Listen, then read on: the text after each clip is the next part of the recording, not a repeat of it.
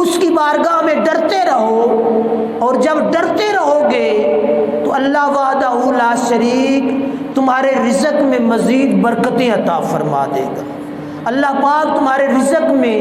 مزید وسعتیں عطا فرما دے گا۔ اس کا شکر کرو اور اس کا ذکر کرو، اور اس رب کے نام پر قربانی کرو جس نے جانوروں سے، گائے بھینس سے تمہیں رزق عطا فرمایا۔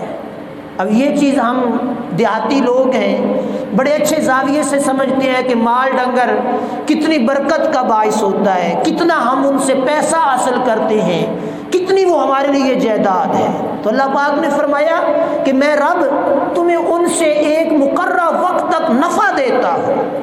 ان سے تم فائدہ حاصل کرتے ہو، ضرور حاصل کرو، لیکن جب رب کا حکم آ جائے تو پھر رب کی رضا اور خوشنودی کے لیے جس طرح میرے ابراہیم علیہ السلام نے بغیر سوچے سمجھے اپنا مال بھی قربان کر دیا، اپنی جان کو بھی پیش کر دیا، اور اپنی اولاد کو بھی رب کی رضا اور خوشنودی کے لیے پیش کر دیا، تو اللہ نے ان کے پھر درجے بلند کر دیے۔ اگر تم درجے اونچے چاہتے ہو، مرتبے بلند چاہتے ہو، تو رب کے حکم کے سامنے اپنی جبین نیاز جھکا دو۔